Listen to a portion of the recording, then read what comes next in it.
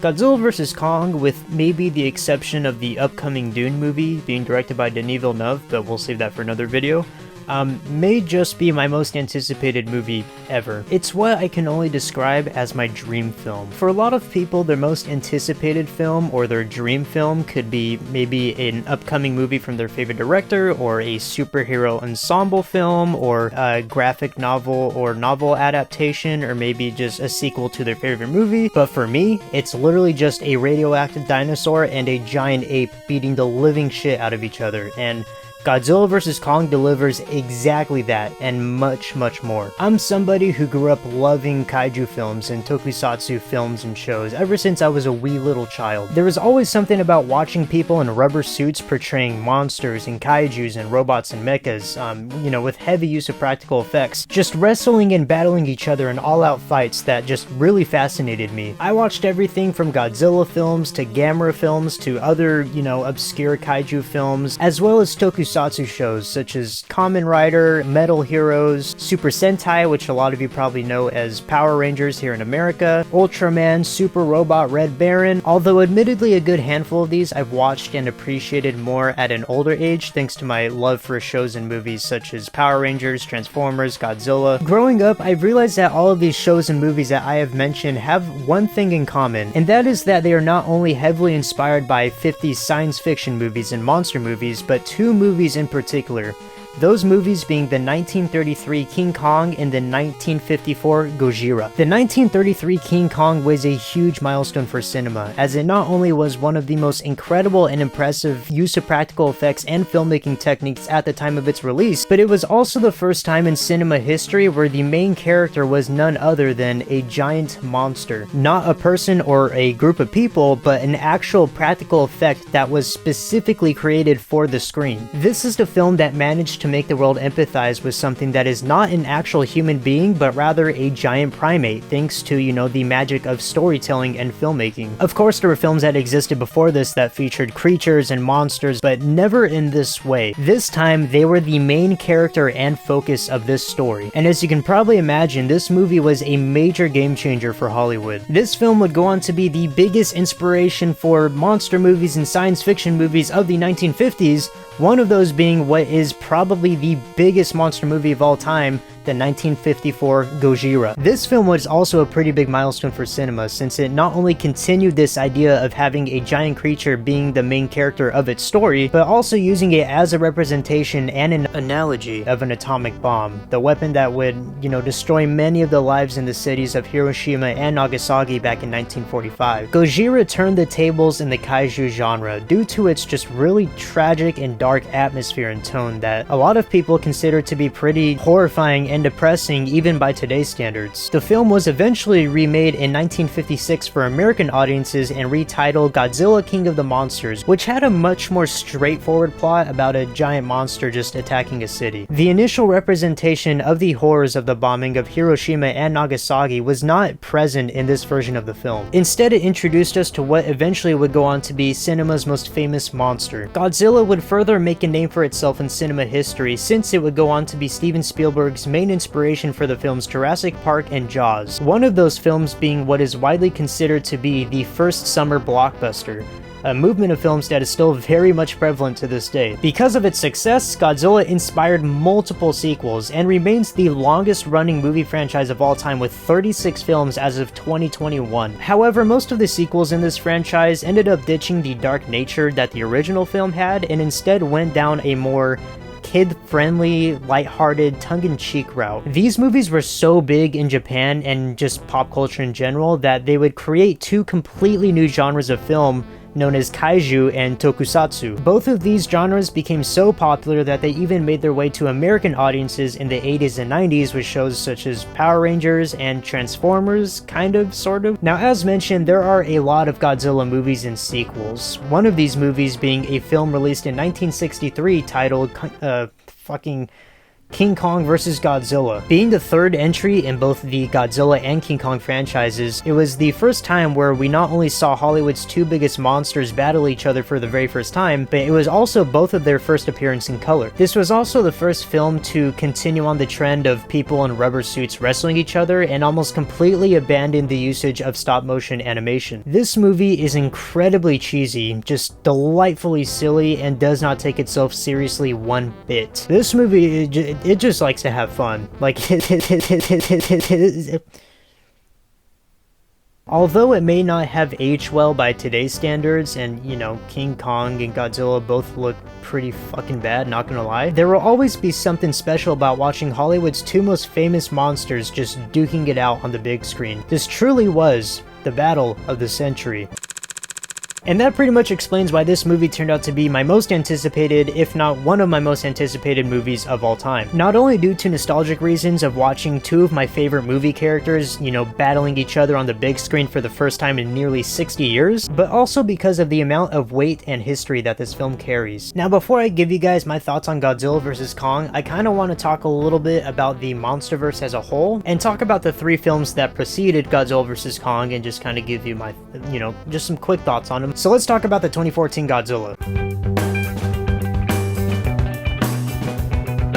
I remember very first watching the teaser trailer for this movie when I was 17 years old, and I nearly shit my pants. The teaser trailer for this movie was fucking awesome. Of course, I watched this movie the night it came out, and although I still really loved it at the time of watching it, I do kind of admit I was a little underwhelmed and a little disappointed, but just a little bit. This was mostly due to the fact that, you know, and many people have said this over and over again, I'm just gonna repeat what everybody else is saying, but Godzilla barely shows up in the movie. And this normally would not be a problem if the human characters were equally as interesting as Godzilla, which they're kinda not. Aaron Taylor-Joy, what the fuck, the Kick-Ass guy, whatever his name is, you know, he's alright. Elizabeth Olsen's okay. Really, the only two interesting characters that this movie had going for were Bryan Cranston and Ken Watanabe. Of course, as all of you know, Bryan Cranston gets killed off in the first 40 minutes of the movie, and Ken Watanabe, you know, he's in the movie a good amount, and he honestly has probably some of the best lines in the entire Monsterverse. This dude has such an admiration for Godzilla. He is also the only character in these new Monsterverse movies to have a connection with the original Godzilla movie. In the original Godzilla film, there was a character named Serizawa. So the fact that we have a character associated with the original Godzilla movie in these Monsterverse movies is actually kind of cool, and yeah, he's one of the best characters in the entire Monsterverse. As for the film itself, I do appreciate its very dark tone and nature, which is also a callback to the original Godzilla movie, and I would say out of all the Godzilla movies to come out in recent years, this is probably the closest that they've gotten to replicating the actual dark nature and atmosphere and tone of the original Godzilla film. And as mentioned, I was a little disappointed when I very first saw this movie.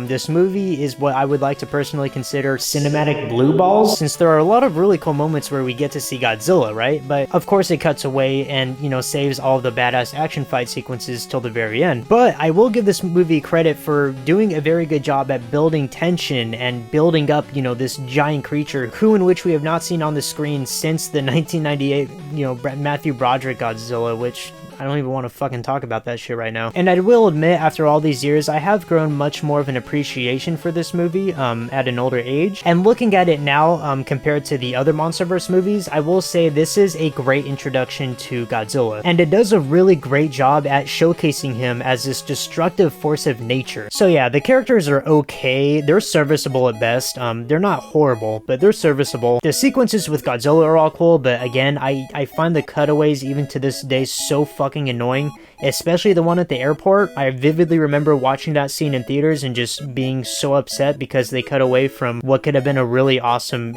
fight sequence. But you know, of course, Gareth Edwards decided to save that shit for the very end, and you know what? I can see what he was doing. I can see what he was going for. He was trying to save, you know, all the stuff that we wanted to see at the very end, you know, just kind of building up all this anticipation and this tension for the big fight scene, and yeah, it kind of paid off. You know, the ending scene of this movie is fucking awesome. the fight between Godzilla and these Mutos creatures are, you know, everything I wanted in a big budget Godzilla movie, as short-lived as it may be. So yeah, overall, I think the 2014 Godzilla is a great introduction to Godzilla as a character. I think that, you know, the way they portray him as just being this destructive force of nature is very, very well done. Yeah, and just overall, I really, really like this film's just overall really dark tone. And none of the other Monsterverse movies that came out after this one really captured the same dark tone that this movie was going for. I did review this movie back in 2015 when I took that year-long break from YouTube, and honestly, my opinions on this movie still are kind of the same. I would still probably give this movie an 8 out of 10. Like I said, really solid introduction to Godzilla, and it's just a really solid introduction to the Monsterverse as a whole. And then in 2017, we have Kong Skull Island, which, as you probably know from the title, is Kong's introduction to the whole Monsterverse. Kong Skull Island is a very, very different movie from the 2014 Godzilla. In regards to its overall tone and style and humor, it's even very, you know, a lot more humorous than the 2014 Godzilla movie. It completely abandons, you know, the slow pace and the slow build-up of the 2014 Godzilla movie. This whole movie is a blast from start to finish, in my opinion, although it is very, very different, tonally and stylistically. And that's kind of what I like about each of these Monsterverse movies, is that each movie is so completely different in terms of style and tone from each other. Like, they're each just doing their own thing, and each of them are so unique in and of itself, and I think that's really cool. This film was directed by Jordan Vogt Roberts. He's the guy who directed The Kings of Summer, that one indie coming-of-age movie about the kids who go out and they escape home and decide to live in the woods by themselves because fuck life. But yeah, this movie is a lot of fun. Unlike the 2014 Godzilla movie where we barely see any of him, Kong gets a lot of screen time in this movie. He is in this movie a lot. And not only that, but the movie has this really cool 70s aesthetic since it's set, you know, during the Vietnam era. Also, this movie is visually stunning. This movie's gorgeous. It has some really, really great shots in here. And as previously mentioned, there's a whole lot more humor added to it this time around. The movie does not take itself nearly as seriously as the 2014 Godzilla. It's definitely doing a much different thing than what the Godzilla movie was doing, which I kind of like because it gives Kong himself just his own personality, you know? It just kind of showcases him as this completely different, you know, character. The cast in this movie is pretty fucking gnarly. We have Samuel L. Jackson, John Goodman, John C. Reilly, Tom Hiddleston, Brie Larson, Thomas Mann. We have a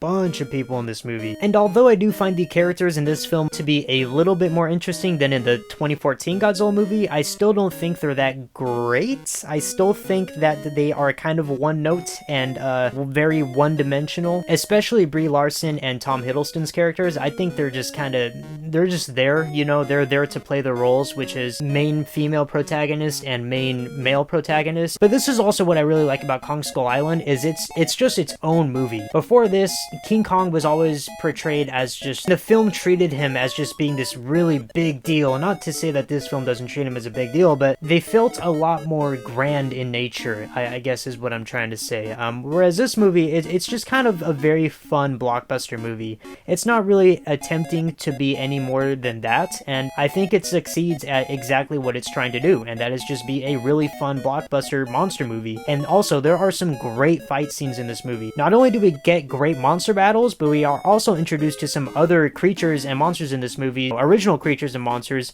They're actually really, really cool, and there's just a lot of really cool sequences where the human characters are fighting these creatures and monsters, and it's nice, it's neat. Also, the ending where Kong is fighting that mother, or the giant skull crawler, is very, very cool. And although I don't have quite the same connection with the skull crawler as much as I do with other monsters, they did a pretty good job at portraying the skull crawler as being just this really crazy big fucking, there's a fucking airplane, man.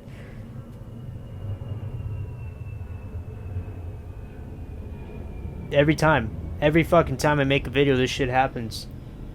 Every time. There's always an airplane. I forgot what I was saying. I totally forgot what I just said. Anyways, Kong Skull Island, great movie. I would also probably give it an 8 out of 10. Again, it is very, very different from the 2014 Godzilla movie. It's just doing its completely different thing. It's doing its own thing, but it works in the same way that the 2014 Godzilla movie works for Godzilla. This movie works very, very well for Kong, and is also a great introduction to Kong as a character into this whole Monsterverse. Also, John C. Reilly is probably the best and most interesting character in this entire movie. I thought he was hilarious. You know, he just plays like this. He plays this dude who's stranded on Skull Island. We need more characters like John C. Reilly in these movies. So yeah, very fun movie. I like it. 8 out of 10. Let's continue.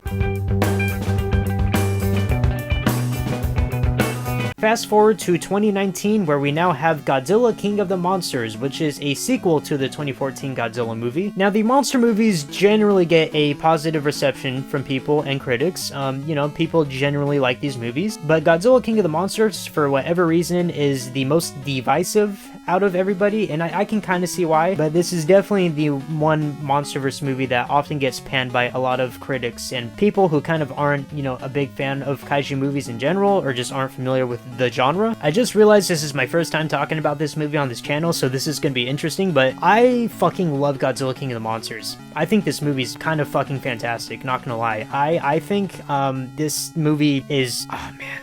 Okay, so let's first talk about Michael Dougherty. So Michael Dougherty directed this movie. I'm sure a lot of you know him as being the director of Trick or Treat and Krampus, and I love Michael Dougherty. I think he's such an interesting director, and his movies are always just really visually pleasing, and he does a really great job at creating a distinct atmosphere and aesthetic in all these movies. With Trick or Treat, every frame just screamed Halloween, you know, and just had this really cool orange and black color palette, and then you have Krampus, which does the same exact thing that Trick or Treat does for Halloween, Krampus does for Christmas, with a very pleasing and visually stunning Christmas,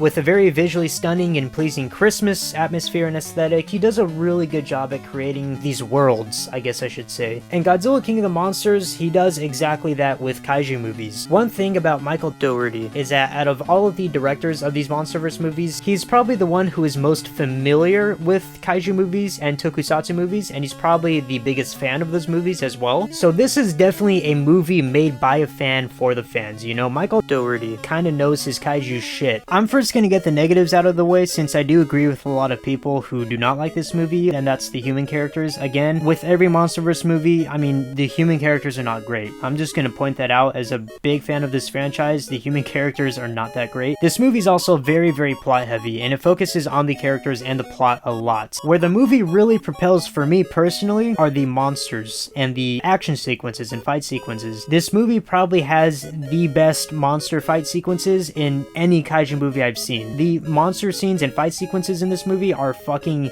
insane. I remember seeing this movie in theaters, and I saw this at the Cinerama Dome, by the way, which is closing, and that's fucking horrible, but you know, that's besides the point. And the very first scene where we see King Ghidorah and Godzilla, and they're about to fight, and by the way, this is very early on in the movie. This is like the first half hour where we're already getting our first big monster fight sequence. When that scene happened, I got a little emotional. I did get a little teary-eyed, you know, as being somebody who grew up watching these characters, watching them being portrayed, you know, by these people in these rubber suits, and they're wrestling each other, you know, it's just really fun and tongue-in-cheek. But seeing them for the first time on the big screen, I got a little emotional. I don't know why. I don't know if it's because of nostalgic reasons, or just, you know, how big and grand of like a scene this was, and, you know, just seeing these monsters for the first time, you know, this being their introduction in the movie, I almost lost it. I thought I was having such a moment when this scene happened. I do think this movie is very tightly paced. There are a lot of monster fight sequences in here, and I think the movie did a really good job at introducing and portraying these monsters. We have King Ghidorah's introduction in Antarctica, where he fights Godzilla, which is again just a great fucking scene. And then after that we have Rodan's introduction, you know, in Mexico, where he emerges from a volcano and he just fucks some shit up. And there's also a really great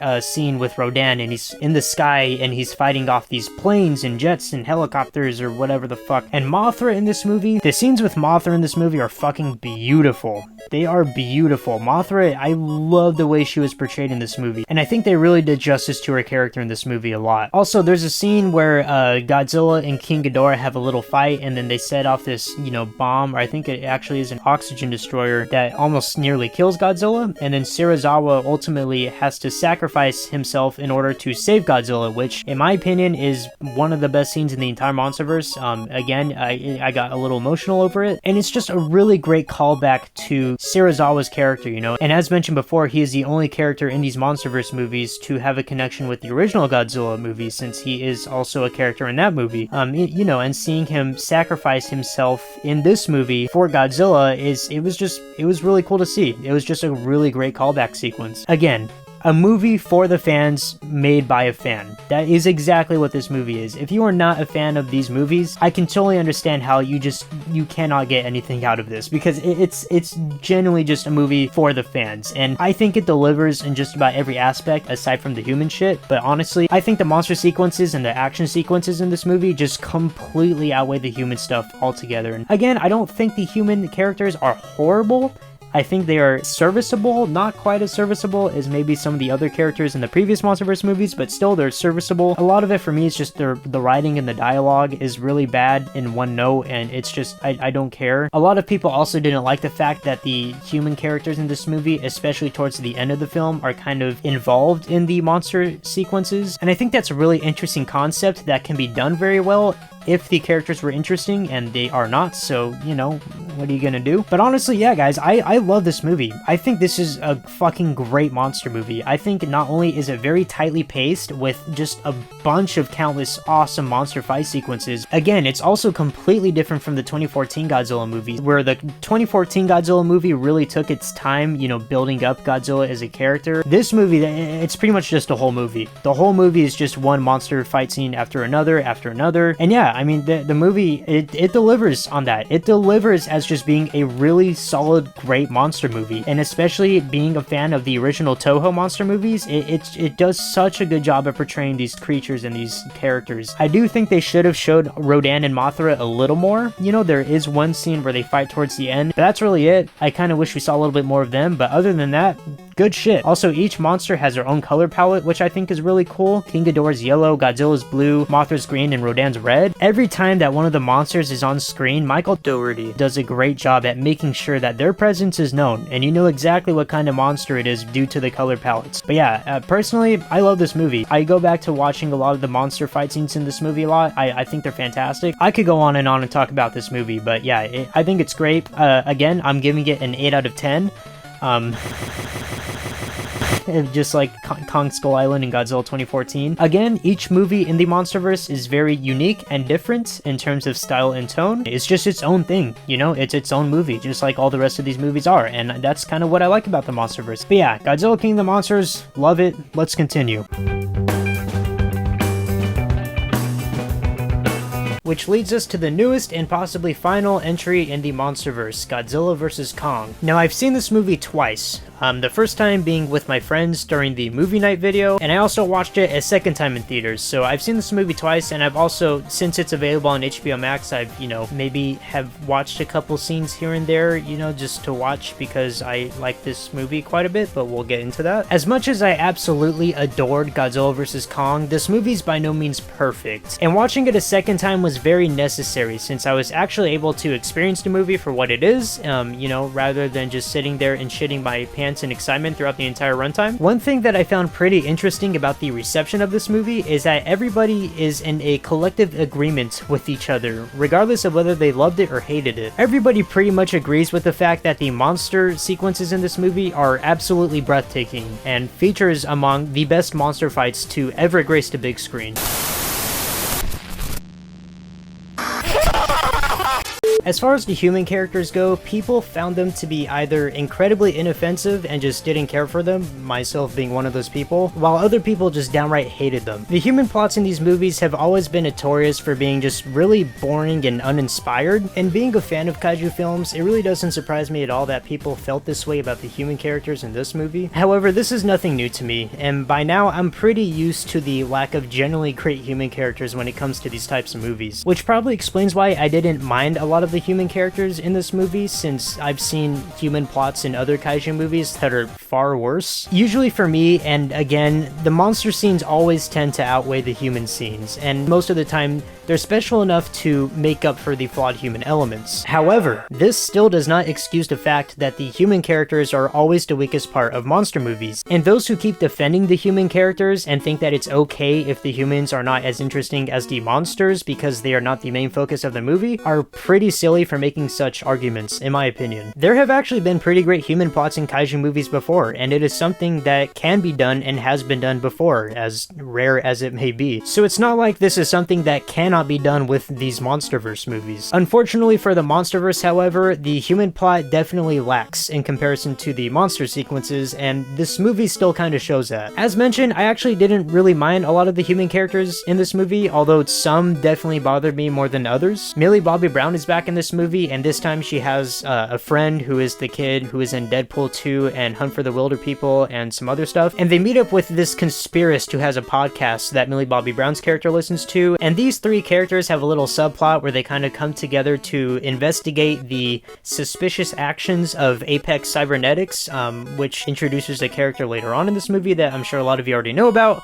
But overall, I thought this whole subplot was kind of meh. Again, I didn't really have any strong feelings for these characters, you know, one way or the other. They're just kind of there. Their only purpose of existing in this movie is to progress the plot and to introduce, you know, the movie's main antagonists, who we will get to in a little bit. Rebecca Hall and Alexander Skarsgård are also in this movie, and I think they are definitely the two weakest characters in this entire movie. Some of the writing and delivery of their dialogue also did not help very much either. I thought it was really lackluster. There's a lot of cringy lines in this movie said by these characters where I'm just like, yeah, what? Although another part of me kind of loves these cringy lines because I don't know. If this movie's going for like the schlock factor that I think it's going for, then I guess it kind of works, you know, but yeah, I can see how it did not work for some people. However, the best and most interesting human character in this movie for me that really saved the human story was Gia. Gia is a deaf little girl who is the last of the Iwi native, and she has a very special connection with Kong in this movie, unlike the other human characters, since the two of them communicate with each other through sign language. Gia is a very essential part to this story since she is the only person who is able to communicate to Kong. Through her, the audience is able to understand and empathize with Kong as a character, and we are actually able to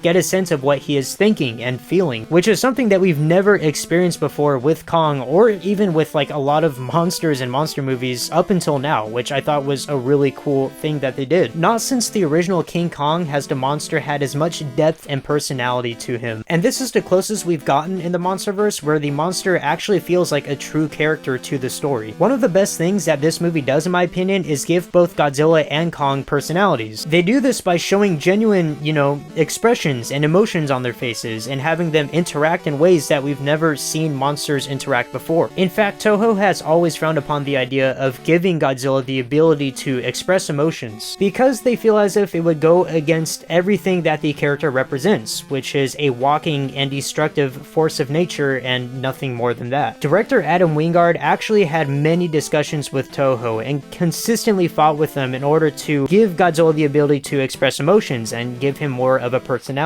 Director Adam Wingard surprisingly won them over after many debates and discussions about it, thus making this the first time where we are actually seeing Godzilla as a true character as opposed to a force of nature, which is how he's always been depicted in previous movies. The fact that Godzilla and Kong were both given more of a personality and were able to express emotions in this movie also made the battle sequences in this movie a lot more fun, a lot more exhilarating, a lot more interesting, and a lot more engaging in, again, ways that we have never seen before. Which leads me to the best thing about this movie: the fight scenes. Godzilla vs. Kong gives us not only one of the best monster fight scenes in the entire Monsterverse, but also gives us some of the best monster fight scenes in the entire monster movie genre. The fight scenes in this movie were absolutely jaw-dropping. They were insane. With the technology that we have now, it just amazes me to see how far we've come in cinema towards to where we are actually able to get action sequences that are as great as this. And not only do these fight scenes look great, but they are long. Whenever it is time for Godzilla and Kong to beat the ever-living shit out of each other, the movie kind of just stops and it automatically is the main focus of the movie. With prolonged sequences of monsters brawling that just keep going and going and going,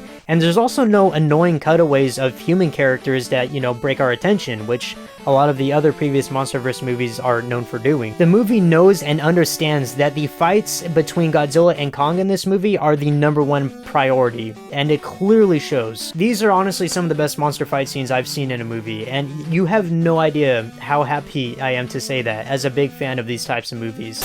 Okay, this is the point of the video where I'm going to get into spoilers. I'm sure a lot of you have already seen this movie or have at least known about a lot of the stuff that I'm going to say, so just in case for the 1 or 2 or maybe none of you who do not know what happens in this movie, here's your spoiler warning. Yeah, here we go.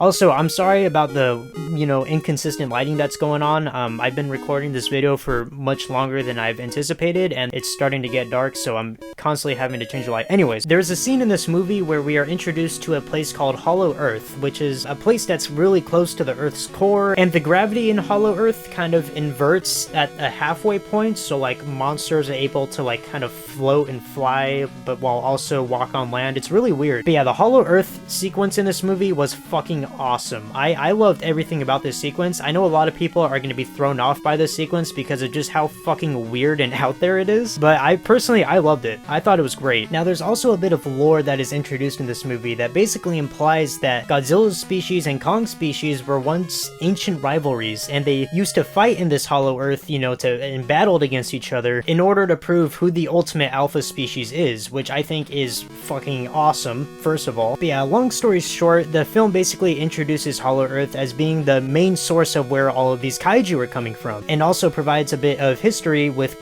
Kong's species and Godzilla's species. I think Hollow Earth is a really cool concept and leaves so much potential for sequels in the future. It's definitely a concept that could be played with more in future movies and could even introduce even more kaijus and new kaijus and maybe even some original Toho kaijus that we have yet to see in the Monsterverse, which would be a fucking cool sequel. I also love how the film understands and appreciates its own significance by giving us this backstory and creating this history between, you know, Kong species and Godzilla species being ancient rivalries, since they quite literally have always been, you know, ancient rivalries in the filmmaking world. It really helps set the bar for the battle sequences in this film when they do fight, and it just makes it on a whole bigger and epic and more grand scale. This movie is genuinely something that I have been waiting to see pretty much my entire life, and the fact that it's finally here and that I'm able to watch it here in my own home because it's available on HBO Max is just completely surreal to me. Like, it's surreal to me that this movie exists. Godzilla vs. Kong delivers exactly what it sets out to do,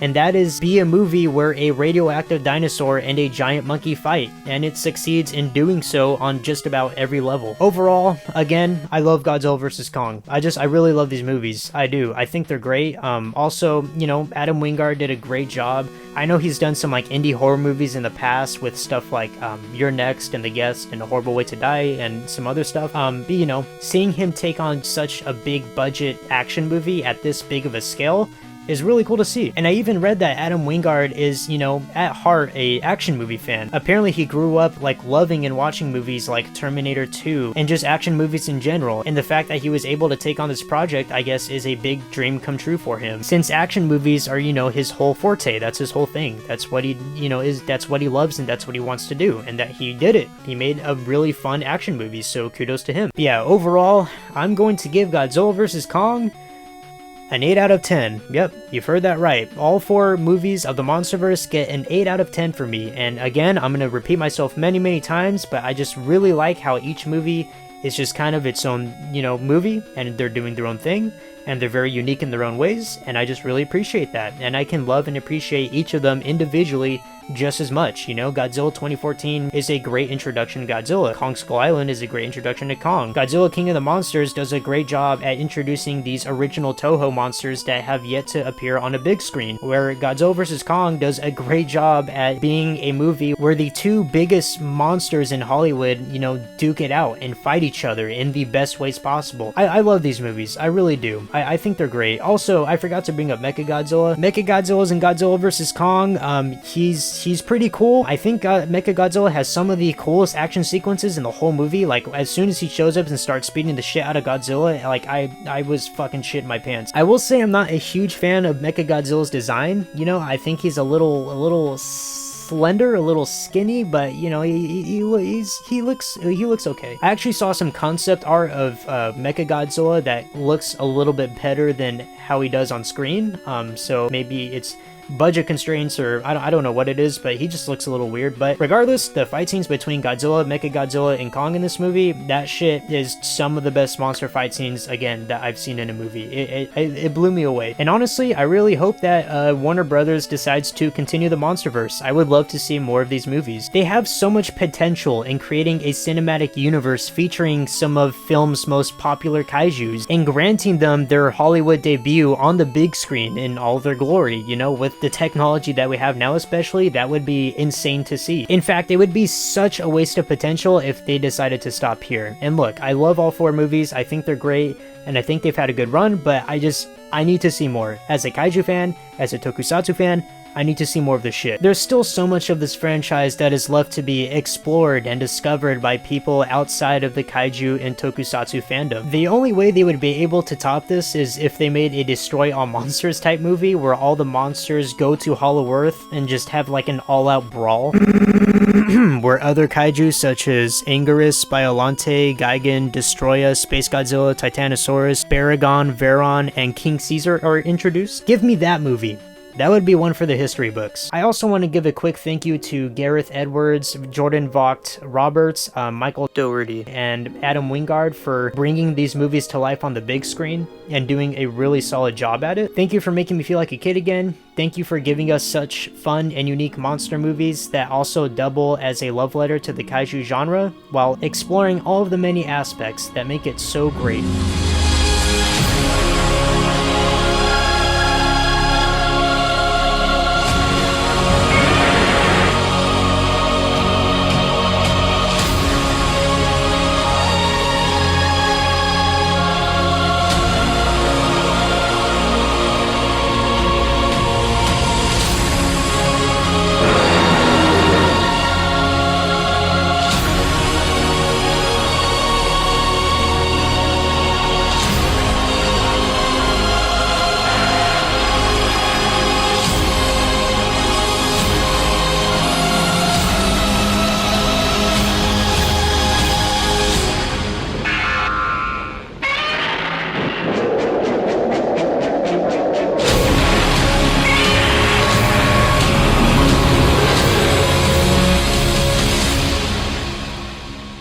Thank you guys for watching. I know this was a long one. I've been trying to get this video out for a long time, so I'm really glad it's finally done. As some of you probably know, I did attempt to do a Godzilla review back in 2014, where I wanted to review every Godzilla movie leading up to the 2014 movie, and as all of you probably know, that didn't quite work out since I stopped and took a long year break from YouTube and then started making videos again and didn't even continue with the Godzilla review. So I just find it funny how the last movie that I reviewed of that Godzilla review that I was going to do was King Kong vs. Godzilla, and then now here we are with a remake to that movie, Godzilla vs. Kong, and the fact that I never finished that series and have never really talked about these types of movies on this channel before has just haunted me after all these years, which is why I'm giving you guys 3 Godzilla vs. Kong videos. One of them being the movie night that I released a couple weeks ago, the second one being this one, and then the third one will be coming out very soon. I cannot wait for you guys to see what that one is, but I will, you know, I'll keep it secret. I feel like this will not only be a bittersweet callback to the Godzilla review series that I wanted to do, but it will also be a nice closure to what I initially planned on doing and never ended up finishing. So yeah, thank you guys for watching. Thank you guys for sticking around after all these years. I love you. I appreciate you all,